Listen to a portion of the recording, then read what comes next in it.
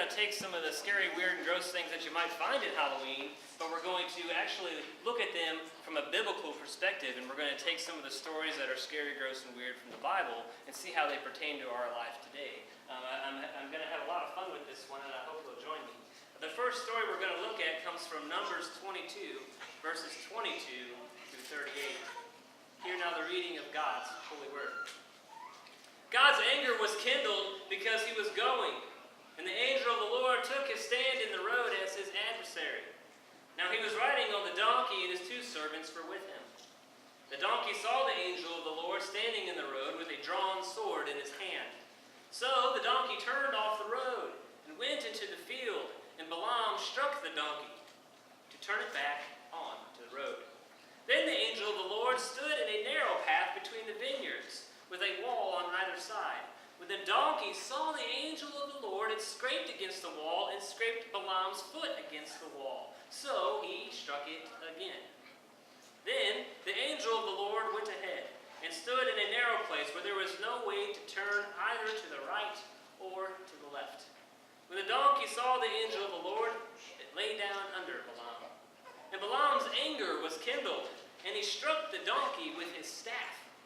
Then the Lord opened the mouth of the donkey, and it said to Balaam, "What have I done that you have struck me these 3 times?"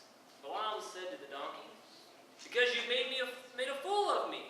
I wish I had a sword in my hand. I'd kill you right now." The donkey said to Balaam, "Am I not your donkey, which you have ridden all your life to this day? Have I been in the habit of treating you this way?" And he said, "No." Then the Lord opened the eyes of Balaam, and he saw the angel of the Lord standing in the road, with his drawn sword in his hand, and he bowed down, falling on his face. The angel of the Lord said to him, "Why have you struck your donkey these 3 times? I have come out as an adversary because your way is perverse before me. The donkey saw me and turned away from me these 3 times. If it had not turned away from me, surely just now I would have killed you and let it live." Then Balaam said to the angel of the Lord, "I have sinned, for I do not know what you were standing in the road to oppose me. Now therefore, if it is displeasing to you, I will return home." The angel of the Lord said to Balaam, "Go with the men, but speak only what I tell you to speak." So Balaam went on with the officials of Balak. When Balak heard that Balaam had come, he went out to meet him in Ir Moab, on the boundary formed by the Arnon. At the farthest point of the boundary, Balak said to Balaam, "Did I not send to summon you? Why did you not come to me? Am I not able to honor you?" Balaam said to Balak, "I have come to you now, but do I have power to just say anything? The word God puts in my mouth, that is what I must say." This is the word of the Lord. Thanks be to God. So a little backstory here. Balaam is a prophet of God, and he is kind of in a tight spot. And he has Balak, who is the king of the region's men, telling him that he needs to go to see Balak. Well, God has told him, don't go with him. Don't go with him. And so God's anger is kindled when he decides the next day to go with the men. All right, so that's a little backstory here. And so he goes with these men, and he has 2 servants with him, and then the officers of Balak as well. And he's riding along on his donkey, and next thing you know, the donkey just goes off into the field. Anybody ever know a donkey like that? So what does he do? He hits him. "Hey, get back on that road." So he gets back on the road, and he's traveling along. The donkey sees the angel of the Lord again. And this time he's kind of in a narrow spot, and he veers off, and he scrapes Balaam's foot on the wall. And Balaam strikes the donkey again. The next time the donkey sees the angel of the Lord, he just lays down because he can't turn left, he can't turn right. They don't do very well backing up. And Balaam hits him with his staff. And then the weird part happens. God opens the donkey's mouth, and just like Mr. Ed back in the day, he starts talking.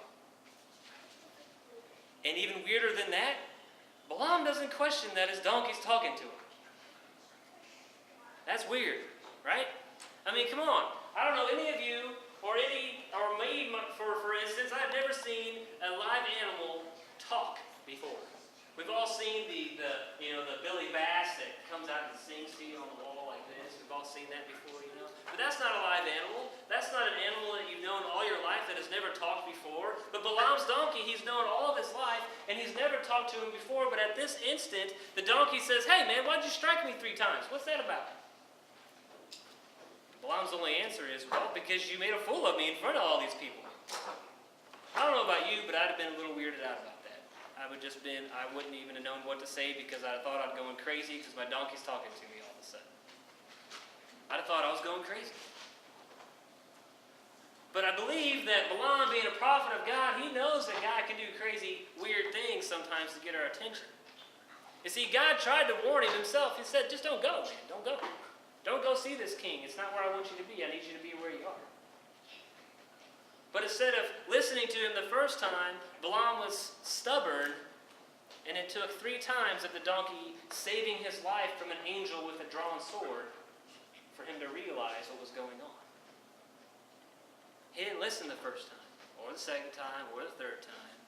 It took 4 times and the donkey to talk for him to start seeing what was going on. So the 4th time, the donkey lays down underneath him, and he strikes him with his staff, and the donkey says, "Hey man, that wasn't cool, why'd you do that?" And then he said, "Because you made a fool of me." Then all of a sudden, God opened up Balaam's eyes. God opened up Balaam's eyes, and he sees the angel of the Lord standing in front of him with his sword drawn like this. I don't know about you, but I'd have been out of there. I'd have been out of there. Because the last thing I want to see is an angel of God standing before me with his sword drawn ready to attack. That's not cool. That's scary. It's weird and scary now. And the angel goes on and says, "You know what? If your donkey wouldn't have veered off the road those 3 times or laid down before you, guess what? I'd have killed you and let it live." Okay, now it's even really scary. Now it's really scary. But Balaam does the honorable thing. He falls face down on the ground and he says, "I have sinned. Let me know what I got to do to get out of this. I will do whatever you tell me. Give me the words to say. Tell me where to go. What am I supposed to do? I'm so sorry. If it's displeasing to you that I'm going with these men, I will go home. I will go home." But the angel says, "No, go.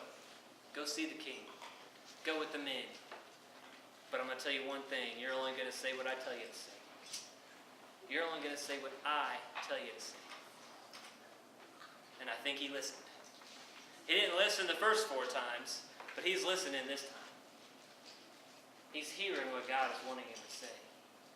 So he shows up to King Balak's territory, and King Balak says, "Hey, what took you so long? I summoned for you. Why didn't you come to me? I don't get it. Couldn't I honor you? Couldn't I give you silver and gold and riches beyond belief? Couldn't I give you more than you've ever wanted in your whole life?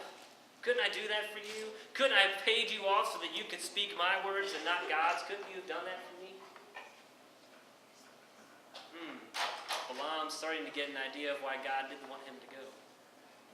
Because he might have fallen into the temptation that the king was giving him. The king was going to offer it to him. But instead, the angel of the Lord got to him the 5th time. And he says, "What am I supposed to say? Because I can't say anything that God doesn't want me to say.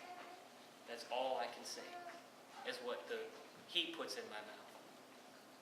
I will speak nothing except for what He puts in my mouth."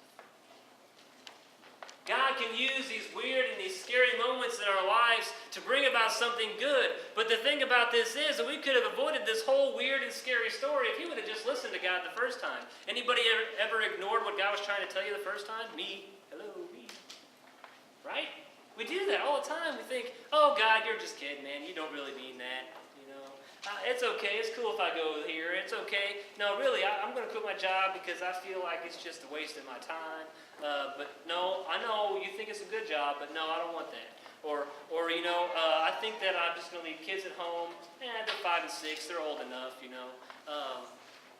No, God is trying to tell us to take care of the things that He's given us. God is trying to give us good instructions. He's trying to make us listen to Him the first time. He's trying to help us with the words that we're speaking to people out of love and out of grace and not out of hatred and out of greed. He's trying to help us with these things, and He's speaking to us constantly and trying to show us ways to live our life. But sometimes we're stubborn, aren't we? Sometimes we're stubborn. And we can't see what's right in front of us. And it takes something weird and scary and strange to get our attention. It takes something weird, scary, and strange to get our attention. Why is that? Why do we think that we always know what's best for ourselves? When we know that God has every intention of giving us a life worth living. Every intention of building us up and not breaking us down. Every intention of being here with us, never forsaking us, never leaving us.